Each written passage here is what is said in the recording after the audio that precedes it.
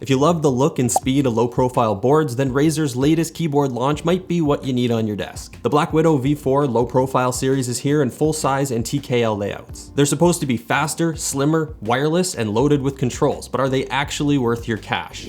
Let's find out. The idea here is pretty simple. Low-profile mechanical switches in a slim chassis, plus Razer Hyperspeed wireless, Bluetooth, USB-C, and a bunch of dedicated controls. The case sits visibly lower than a standard mechanical board, naturally easing the wrist angle enough to not need a wrist rest. The front height's only 18.5 millimeters, or about 0.73 inches, and despite being so thin, it feels surprisingly strong and solid with little flex when I press down in the middle, and I'm pressing pretty hard here to get it to move like this. The bottom section's ABS plastic, but the top plate's aluminum and the switch panel's made of stainless steel. And it's got some weight to it too. It's definitely not a feather-light keyboard. Overall, it's got a nice quality, solid feeling construction.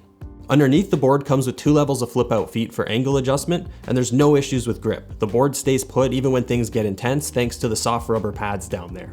Keycaps are double shot, and they do have a bit of a textured feel, but it's not as noticeable as the double shot caps on my other BlackWidow keyboard, the V4 Pro TKL, and they're just slightly less premium feeling, probably because they're thinner and just less stiff. But still, they're a nice feeling keycap, a noticeable step up from ABS caps, and they do elevate the feel above what you get on any entry-level board. And being double shot, they should be able to resist wear and tear longer before needing to be replaced. The bigger keys are well stabilized with factory lubricated stabilizers. I can press anywhere along the keys and the response feels the same. Razer did a really good job making sure the typing experience is consistent right across the entire board. The highlight feature on here is Razer's new low-profile mechanical key switches. They're available in flavors including Tactile and Clicky green, Tactile and Quiet orange, and Smooth and Silent yellow, which are linear like your Cherry MX Reds. I've got the orange ones in my board. They have a 45G actuation force, 2.8 millimeters total travel, and actuate at just 1.2 millimeters. Compared to Razer's standard height orange switches, they travel less, actuate sooner, and just feel snappier, perfect for fast inputs and rapid-fire typing.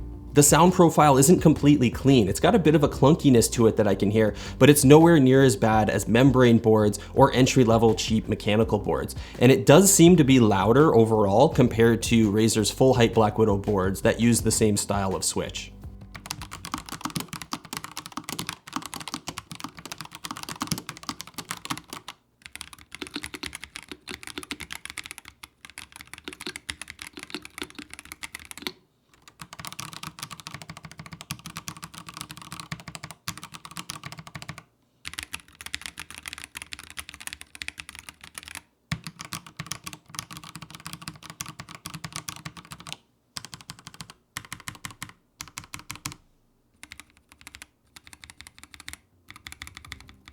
There's 4 separate macro keys on here. Each one's programmable separately in Synapse.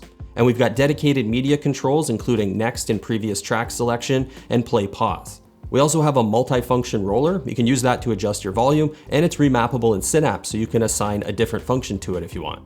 And sitting just below the roller, there's another 4 dedicated buttons. You can toggle 2.4 GHz Hyperspeed wireless mode, switch to Bluetooth, launch AI Prompt Master, which opens a window through Synapse that lets you enter prompts with your preferred AI platform. Razer's intending this to be used while gaming for like quick character build lookups, recommendations, and stuff like that. And the last button on here is to check the battery status. You press that, and then the number row lights up to show you how much juice you have left. Each step represents a 10% increment of battery life. Playing shooter games on this board is where it shines in my opinion. Having that shallow actuation point and short stroke makes strafing back and forth and switching weapons feel super quick. I don't think it made me any better of a gamer, but the experience just feels better. The responsiveness gives the feeling that I'm playing at my best all the time, even when I'm clearly not.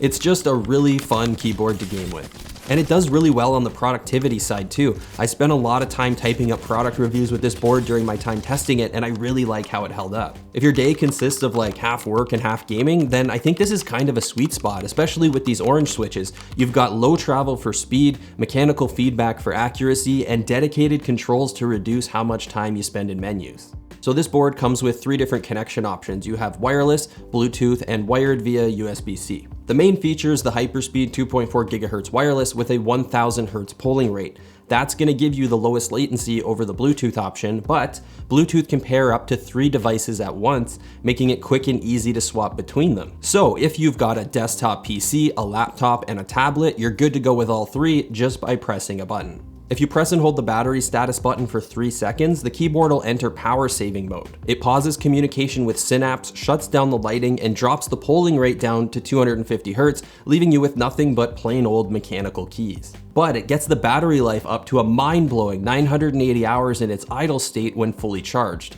Don't expect to get anywhere near that kind of battery life when you're not in power saving mode, but it's still a pretty cool feature to have to conserve battery life when you don't need full performance or when you're ready to get up and walk away from your setup.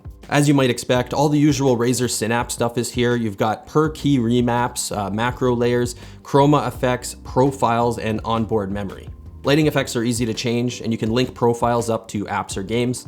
If you're deep into Razer's ecosystem, it's all plug and play with your mouse, headset, microphone, and whatever other Razer Chroma stuff you might have sitting on your desk. And being a Razer Chroma board, the lighting looks amazing, which, I mean, kind of goes without saying. This is something Razer does so well, and they've become known for it.